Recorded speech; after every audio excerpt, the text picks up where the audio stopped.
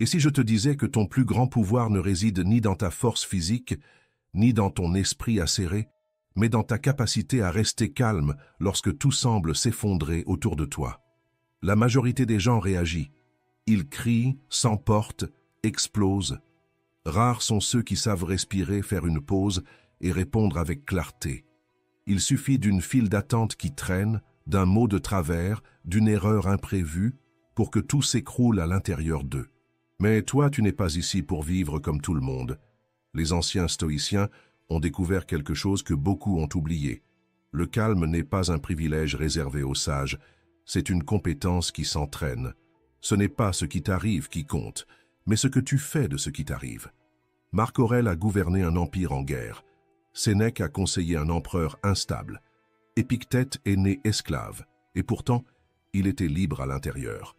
Aucun d'eux n'a eu une vie facile, mais tous ont maîtrisé un art que peu de gens connaissent, l'art de garder l'esprit ferme, pendant que le monde entier essaie de te faire perdre pied. La vie va te mettre à l'épreuve, elle va te provoquer, te décevoir, te retarder et te pousser à bout. Et quand cela arrivera, ce n'est pas le plus fort qui survivra, mais le plus lucide. Cette vidéo n'est pas une collection de belles phrases, c'est un manuel de guerre intérieure. Ici, tu vas apprendre 10 outils pratiques, utilisés par les stoïciens pour garder la paix au milieu du chaos. Des outils simples, mais puissants, que tu peux utiliser à tout moment de stress, de tension ou de conflit. Avant de commencer, je veux t'inviter à faire une chose. Écris dans les commentaires. À partir d'aujourd'hui, mon calme est non négociable. Ce n'est pas qu'une phrase, c'est une décision, un tournant, qui entraîne ton esprit avec intention et transforme ta manière de vivre. Maintenant, commençons. Outil numéro 1. Tout ne mérite pas ton énergie. Ton esprit est comme une maison, et chaque fois que tu réponds à une provocation, tu ouvres la porte pour que quelqu'un entre et mette le désordre à l'intérieur. Sans aucun filtre, sans aucun critère et sans aucune pause. La vérité, c'est que tout ce qui t'appelle ne mérite pas forcément une réponse. Tous les commentaires ne nécessitent pas d'explication, toutes les insinuations ne méritent pas de contre-attaque, et toutes les offenses n'exigent pas de réaction. Mais presque personne n'apprend cela tôt. La plupart d'entre nous a grandi en pensant qu'il fallait dire quelque chose, prouver quelque chose, répondre sur le champ, montrer notre force. Mais ce que personne ne dit, c'est que chaque fois que tu réagis sans réfléchir, tu fais un retrait de ton compte émotionnel. Et le problème, c'est que ton énergie n'est pas illimitée. Elle est comme un crédit quotidien, et si tu la dépenses entièrement pour des choses petites, superficielles ou inutiles, que reste-t-il pour ce qui est vraiment important? Les stoïciens, il y a plus de 2000 ans, ne gaspillaient pas leur énergie à vouloir réparer le monde extérieur. Ils entraînèrent leur esprit à choisir où placer leur présence, leur attention et leur émotion, cultivant ainsi une forme rare de pouvoir, le pouvoir de ne pas se laisser emporter. Épictète disait que celui qui est esclave de son impulsion n'est pas libre, même si cela en a l'air. Car si n'importe quoi peut voler ta paix, alors tu n'as pas de paix. Tu n'as qu'une illusion de contrôle, jusqu'au prochain déclencheur. Pense à une situation simple. Tu vas bien, tu passes une excellente journée, puis soudain, un commentaire méchant apparaît. Ton impulsion te pousse, réponds, ta colère t'incite, attaque. Mais ta sagesse demande, est-ce que cela mérite mon énergie? Répondre peut sembler être une force, mais choisir le silence qui n'est pas de la passivité, mais bien de la fermeté, c'est un niveau de pouvoir plus élevé. C'est toi qui comprends que tout ne mérite pas ta voix, car parfois ce qui te protège le plus, c'est précisément ce que tu ne dis pas. Entraîne-toi à observer avant de réagir, respire avant de répondre, et quand quelque chose te touche, demande-toi, est-ce que cela aura de l'importance dans 3 jours, dans 3 ans? Est-ce que cela me fait grandir émotionnellement et moralement? Celui qui apprend à préserver son énergie apprend à vivre avec plus de présence, parce qu'il n'est plus distrait par des batailles qui ne comptent pas. Au contraire, il est entier, prêt pour ce qui a réellement de la valeur. La prochaine fois que quelque chose te provoque, souviens-toi. Si c'est trop petit pour t'élever, c'est trop petit pour te consumer. Et avant que nous découvrions l'outil numéro 2, je dois te demander 2 choses. Aime cette vidéo et abonne-toi à la chaîne. C'est le seul moyen pour que ce contenu atteigne plus de personnes. Outil 2. Réécris ton dialogue intérieur avant qu'il ne te sabote. La manière dont tu te traites quand personne n'écoute, c'est ce qui construit ou détruit ta force intérieure. Même quand tout est silencieux à l'extérieur, à l'intérieur, l'esprit ne s'arrête jamais. Il commente, juge, alerte, condamne, met la pression. Et si tu ne fais pas attention à ce flot, tu peux passer toute une vie à être saboté par la voix qui devrait le plus te protéger, la tienne. Les stoïciens disaient déjà, ce n'est pas ce qui t'arrive qui te blesse, c'est ce que tu te dis à propos de ce qui t'est arrivé. Et ce récit, répété en silence, façonne ta perception, tes émotions, tes choix. Tu fais une erreur au travail. Tu penses automatiquement, je suis un raté. Mais regarde, l'erreur a déjà eu lieu, ce qui fait mal maintenant. Ce n'est plus l'erreur, c'est l'histoire que tu commences à raconter à son sujet. L'esprit fonctionne comme un sol fertile. Il ne remet pas en question ce que tu y sèmes. Si tu répètes chaque jour « je ne suis pas à la hauteur »,« rien ne marche pour moi »,« je n'arrive pas à changer », cela va s'enraciner, grandir et devenir ta réalité. Ces phrases paraissent petites, mais ce sont comme des clous invisibles plantés dans ton identité. Elles limitent tes mouvements, réduisent ta portée et transforment l'impossible en prophétie auto-réalisatrice. Et ce n'est pas juste une métaphore.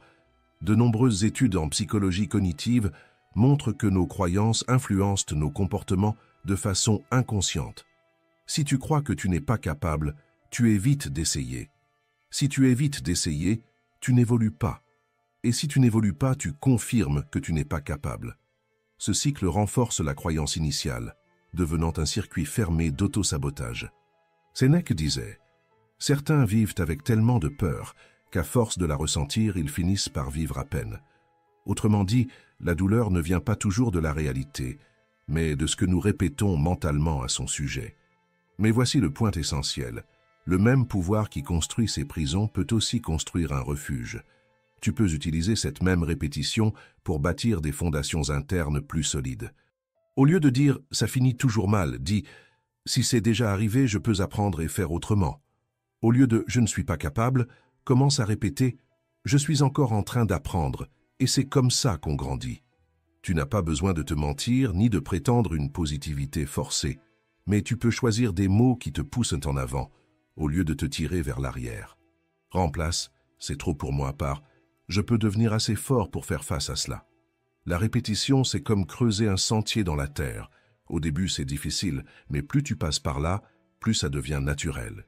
Et un jour, ce nouveau chemin mental devient ton nouveau mode de fonctionnement. C'est comme ça qu'on se reprogramme.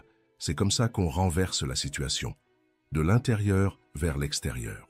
Fais-en un exercice. Prends une phrase négative qui revient souvent dans ta tête, une que tu as crue pendant trop longtemps.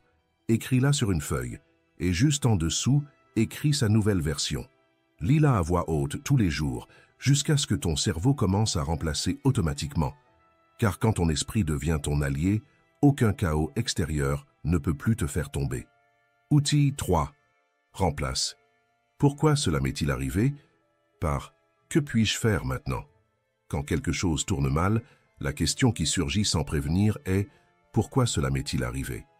Mais cette question, bien qu'elle semble légitime, est une impasse émotionnelle. Elle ne résout rien, n'apaise rien, et le pire, bien souvent elle n'a pas de réponse. Elle ne fait qu'alimenter un cycle de culpabilité, de révolte ou de victimisation, comme un disque rayé qui répète la même plainte, sans offrir de sortie. Napoléon Hill disait « Toute adversité, tout échec, toute douleur porte en elle la graine d'un bénéfice équivalent ou supérieur. Mais on ne trouve cette graine que si l'on cesse de creuser au mauvais endroit. Cette question du « pourquoi » t'attache au passé. Elle te fait revivre ce qui est déjà arrivé, comme si revivre les faits pouvait les modifier.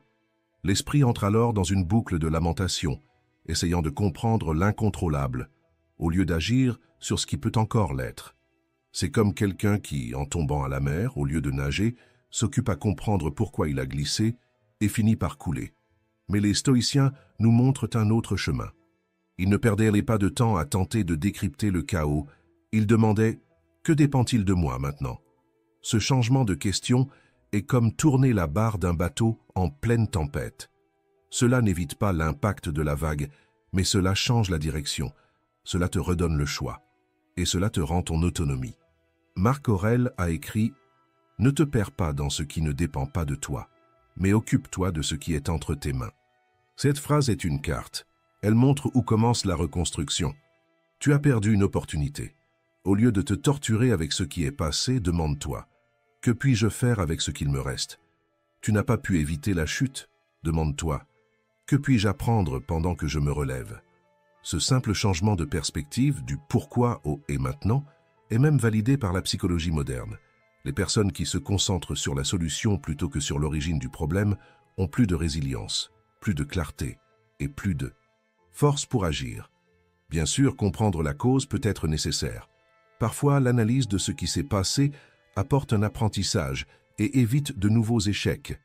Mais une chose est de réfléchir avec lucidité, et une autre est de plonger dans une boucle sans fin, où l'objectif cesse d'être l'apprentissage et devient l'autopunition. Alors, voici un exercice stoïcien et concret. Chaque fois que quelque chose t'échappe, respire profondément et écris sur une feuille 2 colonnes. Dans la première, qu'est-ce qui ne dépend pas de moi? Dans la seconde, qu'est-ce qui est encore entre mes mains? Tu verras que, même au cœur du chaos, il reste toujours quelque chose à faire, ne serait-ce que contrôler la façon dont tu choisis de regarder tout cela. Car la véritable force ne réside pas dans le fait de ne jamais tomber, mais dans le fait de se demander ce qui peut être fait pour se relever, avec plus de lucidité, plus de maturité et moins de bruit intérieur. Quatrième outil. Ne discute pas. L'ego veut juste avoir le dernier mot. L'ego ne cherche pas à comprendre, il veut gagner, et pour cela, il ne regarde pas à la dépense, tant qu'il peut avoir le dernier mot. Combien de fois es-tu entré dans une dispute, et des heures plus tard as-tu ressenti ce goût amer d'épuisement émotionnel? Combien de fois as-tu compris que tu ne défendais pas vraiment une idée, mais que tu essayais de te sauver, toi, de cette sensation d'avoir tort? Dans la plupart des disputes, ce qui est en jeu, ce n'est pas la vérité. C'est l'ego qui essaie de prouver qu'il sait plus, qu'il mérite plus, qu'il a raison. Et que reste-t-il après? Tension, usure, éloignement et un vide qui ne vaut pas la peine. Les stoïciens le savaient. Ils comprenaient que l'esprit doit être plus fort que l'impulsion de réagir. Il vaut mieux vaincre par le silence que par la parole, écrivait Sénèque. Et ce n'est pas une phrase sur la soumission, c'est une leçon sur le pouvoir intérieur. Se taire, ce n'est pas se soumettre. Au contraire, c'est choisir sa paix plutôt que la guerre. C'est avoir la force émotionnelle de ne pas transformer chaque conversation difficile en bataille. Imagine la scène. Quelqu'un te provoque avec sarcasme, injustice ou manque de respect. Ton réflexe naturel serait de réagir, élever la voix, contre-attaquer, défendre ton point de vue jusqu'au bout. Mais l'esprit entraîné respire, observe et choisit le silence ferme comme réponse. Non pas parce que tu es faible, mais parce que tu as compris que vaincre l'autre ne vaut pas plus que te vaincre toi-même. Tu peux dire avec fermeté « Je ne continuerai pas cette conversation sur ce ton » et partir sans te sentir frustré à l'intérieur. C'est cela la véritable maîtrise de soi, c'est le contrôle de soi en action. C'est savoir que ta valeur ne dépend pas d'avoir raison, mais de garder ton intégrité. La prochaine fois que tu seras sur le point de discuter, demande-toi « Est-ce que je défends une vérité ou est-ce que je nourris mon ego ?» Si c'est l'ego, laisse tomber. Tu n'as pas besoin d'avoir le dernier mot, tu as besoin de rester en paix. Et souviens-toi, l'ego crie pour paraître fort, mais c'est la conscience qui choisit de se taire pour rester libre. Outil 5. Transforme chaque situation difficile en ton terrain d'entraînement mental. La plupart des gens voient les problèmes comme des punitions, comme si la vie les punissait, les testait, ou leur retirait quelque chose. Mais les stoïciens voyaient les choses autrement. Ils comprenaient que l'inconfort n'est pas un ennemi, c'est un entraînement. Chaque contretemps, chaque personne difficile, chaque imprévu, chaque frustration, tout peut être utilisé comme un terrain de renforcement mental. Marc Aurèle a écrit « L'obstacle sur le chemin devient le chemin ». Et cette phrase change tout, parce qu'elle enlève le poids de ce qui arrive et redonne le focus sur qui tu choisis d'être face à cela. Imagine, quelqu'un s'approche et te demande quelque chose au mauvais moment, quelque chose qui te surcharge, qui envahit tes limites, qui clairement n'est pas de ta responsabilité. Ton réflexe immédiat peut être de céder, d'éviter le conflit, de dire oui par habitude ou même par honte de dire non. Mais si à cet instant-là tu pensais « c'est mon entraînement du jour », ton entraînement à dire non avec fermeté, sans culpabilité, ton entraînement à poser des limites avec sérénité, ton entraînement à te choisir toi, sans avoir besoin de trop t'expliquer. Ce simple changement transforme ton atmosphère intérieure, t'éloigne de l'inconfort et t'amène à la conscience, t'éloigne de la soumission et te ramène à la présence. C'est comme si tu plaçais un miroir entre toi et la situation, et au lieu de te sentir sous pression, tu voyais là l'occasion de pratiquer la personne que tu veux devenir. Ton esprit ne se renforce pas quand tout est calme, il grandit quand le chaos arrive, et que malgré tout tu restes entier. C'est la différence entre quelqu'un qui est entraîné par les circonstances et quelqu'un qui les utilise comme levier pour grandir. Commence à te répéter mentalement. Ceci fait partie de mon entraînement. Quand un plan échoue, quand quelqu'un te déçoit, quand l'inattendu frappe à ta porte, ou quand on te demande quelque chose qu'il n'est plus logique d'accepter. Respire, observe et dis-toi, je suis en train de m'entraîner. Tu n'es pas en guerre. Tu es en chemin vers une maturité intérieure. Et chaque défi surmonté avec calme est une victoire silencieuse sur toi-même.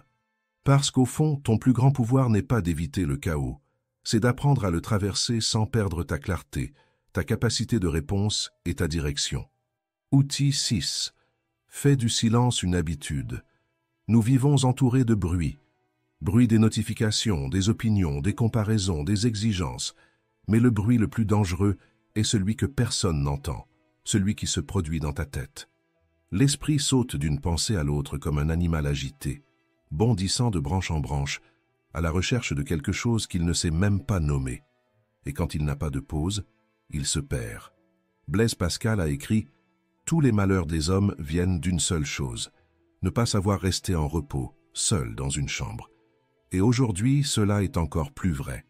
Parce que nous confondons stimulation et vie, et nous confondons le silence avec le vide, alors qu'en réalité, c'est là que la vie s'aligne. Les stoïciens valorisaient le silence, non seulement le silence extérieur d'un environnement calme, mais le silence intérieur, celui qui ne dépend d'aucun lieu. Ce moment rare où tu t'écoutes enfin, où tu ne réagis pas. Tu observes simplement, et tu réalises que toutes les pensées ne méritent pas ta confiance. Marc Aurèle écrivait pour lui-même, non comme quelqu'un qui voulait être lu, mais comme quelqu'un qui avait besoin de se retrouver au milieu du chaos. Ses méditations étaient une ancre, un lieu silencieux dans le tumulte de l'Empire. Tu n'as pas besoin de méditer sur une montagne, tu n'as pas besoin d'encens ni de techniques complexes. Parfois, ce dont ton esprit a le plus besoin, c'est d'un espace sans stimulation. Une marche sans écouteurs, un café sans téléphone, 5 minutes en silence, juste en respirant, et en écoutant ce qui émerge, sans essayer de réparer, sans essayer de fuir. Imagine ton esprit comme un verre d'eau et de sable. Si tu agites constamment, tout devient trouble, mais si tu laisses le verre tranquille, tout se dépose, et soudain tu vois avec clarté. Le silence n'efface pas les pensées, il les organise. Il n'annule pas la douleur, il révèle ce qui est réel.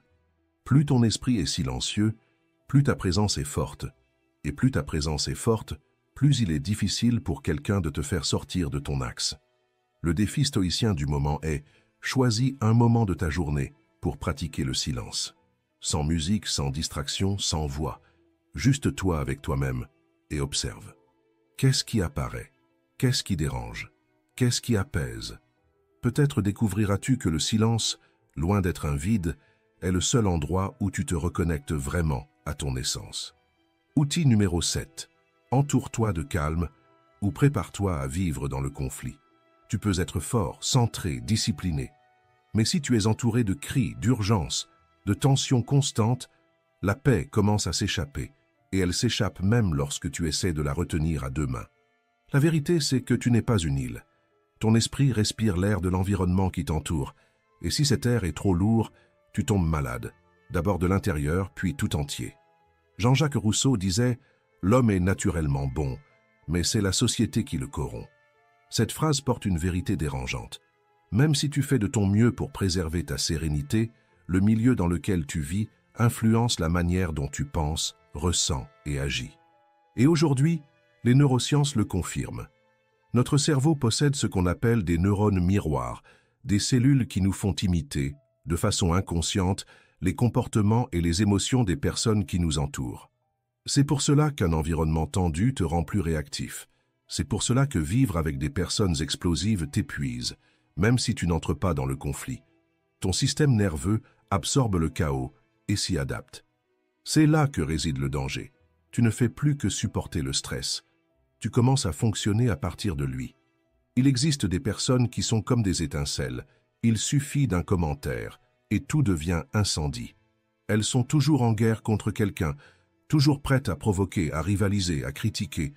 Être proche d'elles, c'est comme vivre en état d'alerte. Tu te fermes, tu te protèges, tu te crispes, et sans t'en rendre compte, ton corps s'arme, ton esprit s'épuise. Mais il existe d'autres personnes qui sont comme un baume. Elles parlent doucement, réfléchissent avant de réagir, écoutent sans interrompre.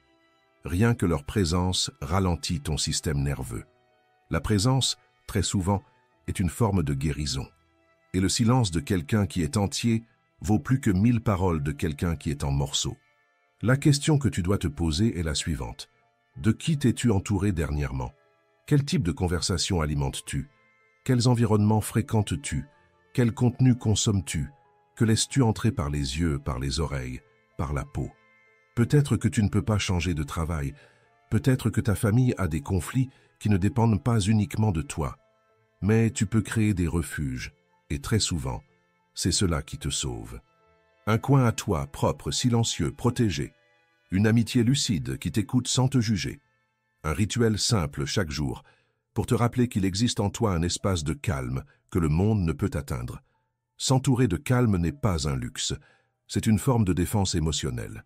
C'est mettre des barrières autour de ta paix pour qu'elle ne soit pas pillée chaque jour par les distractions, les tensions ou les personnes chaotiques. Car si tu ne choisis pas l'environnement qui t'entoure, c'est lui qui choisira comment tu vas te sentir. Et quand le conflit s'introduit discrètement, par la nouvelle qui t'agite, par le commentaire qui te déstabilise, par la personne qui arrive toujours chargée, il désorganise tout à l'intérieur. Entoure-toi de calme ou prépare-toi à éteindre des incendies tous les jours, sans voir que ton âme est devenue un champ de flammes. 8e outil. Ce qui t'affecte aujourd'hui sera insignifiant demain. Essaie de te souvenir de la dernière fois où quelque chose t'a complètement fait sortir de tes gonds. Peut-être un message qui n'est jamais arrivé, un retard au milieu du chaos de la journée, ou une réponse déplacée. À ce moment-là, cela te semblait être la fin du monde. Ton corps s'est échauffé, ton esprit s'est emballé, ton calme a disparu.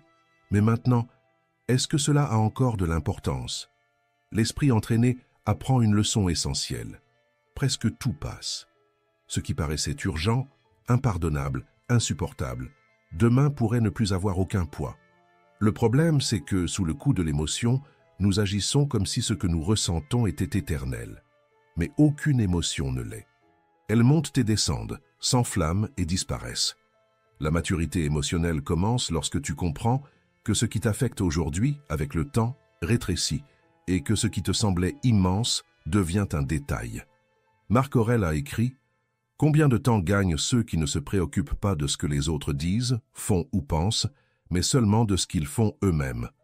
Cette phrase est un rappel à la concentration et surtout à la perspective. Car beaucoup de ce qui nous blesse n'est pas le fait en soi, mais la place que nous lui accordons en nous. La prochaine fois que tu seras sur le point d'exploser, respire et demande-toi, est-ce que cela comptera encore demain? Et dans une semaine? Est-ce que cela fera une différence l'année prochaine? Peut-être que oui, peut-être que tu porteras ce sentiment désagréable avec toi pour toujours, ou peut-être que non, tu préféreras gérer la situation autrement. Mais le simple fait de poser la question retire déjà l'émotion du siège du conducteur et repositionne ton attention. Parce que la plupart des tempêtes de la vie ne sont que des vagues. Et tu n'es pas une vague, tu es tout l'océan. Une vague peut te déséquilibrer, t'éclabousser, même te renverser un moment. Mais elle ne te définit pas, car en toi, il y a de la profondeur, il y a de la force, et il y a assez d'espace pour contenir la fureur et, malgré tout, rester entier. Entraîner ton esprit à voir avec perspective, c'est cela. Garder les pieds sur terre quand le monde autour de toi s'enfonce dans l'exagération. C'est se rappeler qu'aucune émotion ne dure éternellement et que bien des douleurs d'aujourd'hui n'auront même plus de nom demain. 9e outil. Mets de l'ordre à l'extérieur pour apaiser ce qui se passe à l'intérieur. Ne sous-estime pas le pouvoir de ce qui t'entoure. Ton environnement n'est pas seulement un décor. Il façonne tes pensées, ta respiration, ta capacité de concentration, ton sentiment de sécurité. Tu rentres chez toi après une journée chargée. L'évier est plein, la table est couverte d'objets, des choses traînent partout, ton téléphone vibre avec des dizaines de notifications. Ton corps ne s'en rend presque pas compte, mais il passe déjà en état d'alerte. Ton irritation monte et tu commences à croire que le problème, c'est toi. Mais très souvent, c'est le chaos à l'extérieur qui dérègle l'intérieur. Maintenant, imagine l'inverse. Tu entres dans un espace propre, silencieux, l'air circule, la lumière est juste, rien n'est en trop, tout est à l'essentiel. Ton corps se détend, ton esprit ralentit, ta respiration change et tu recommences à exister. Garde cette phrase de Confucius avec toi. Celui qui n'arrive pas à s'organiser dans les petites choses sera incapable de diriger les grandes. Les stoïciens vivaient dans la simplicité, non par rigidité, mais par sagesse. Parce que celui qui simplifie l'espace clarifie l'esprit, et celui qui organise l'extérieur prépare le terrain de la paix intérieure. L'environnement est un langage. Une table en désordre dit « Il n'y a pas de temps, pas de contrôle ». Un évier rempli murmure « Tu es en retard ». Des notifications ouvertes crient « Réponds, réagis, dépêche-toi ». Mais un espace propre dit « Ici, tu peux respirer ». Un coin bien rangé murmure « Tu as le contrôle ». Et un agenda organisé rappelle « Tu es aux commandes ». Il ne s'agit pas de perfectionnisme, mais de créer des signaux de sécurité émotionnelle. Ta chambre, ton téléphone, ton bureau, ton écran d'accueil, ta garde-robe, tout cela peut être soit un bruit mental, soit un allié silencieux. Mettre de l'ordre à l'extérieur, c'est comme envoyer un message à ton esprit. Tout va bien maintenant, tu peux baisser la garde, tu es chez toi. Et voici la mise en pratique. Avant d'essayer de réparer le monde, range une pièce. Avant de chercher à changer de vie, nettoie ton bureau. Et avant de vouloir trouver la paix, prépare l'endroit où elle pourra vivre. Parce que parfois, le changement qui semble immense commence par une décision toute simple. Mettre de l'ordre à l'extérieur pour que l'intérieur puisse enfin se reposer. Outil 10. Choisis ta paix comme si ta vie en dépendait. Tu fais des dizaines de choix chaque jour. Ce que tu vas porter, ce que tu vas manger, à qui tu vas parler, en quoi tu vas croire. Mais il y a une décision qui change tout, celle de protéger ta paix comme on protège sa propre vie. Pas comme quelqu'un qui essaye de se détendre après une journée difficile ou comme une option de week-end, mais comme une priorité vitale. Chaque fois que tu entres dans une dispute inutile, que tu ravives une douleur ancienne ou que tu nourris des pensées qui t'épuisent, tu abandonnes un territoire sacré, comme si ta paix était jetable, mais elle ne l'est pas. Ce que tu tolères devient une habitude, et si ton quotidien est fait de tension, de réactivité, d'urgence et de bruit, ton esprit commence à appeler ça la normalité. Mais crois-moi, ce n'est pas le seul chemin possible. Comme l'a dit Lao Tse, la paix intérieure commence au moment où tu choisis de ne pas laisser une autre personne ou chose contrôler tes émotions. Les anciens stoïciens ne s'entraînaient pas à la paix pour avoir l'air sage. Ils s'y entraînaient parce qu'ils connaissaient le prix d'une vie sans elle. La paix n'était pas l'absence de problème, c'était la présence de clarté. Imagine deux chemins. L'un est bruyant, rempli de tensions, de bruit et de réactions. L'autre est plus léger, plus silencieux, plus clair. Non pas parce que le monde a changé, mais parce que tu as choisi d'y marcher autrement. C'est le choix le plus simple, et en même temps le plus puissant que tu puisses faire. Parce que pendant que le monde crie, toi, tu peux respirer. Pendant que tout pousse vers la peur et l'insécurité, toi, tu peux continuer à grandir.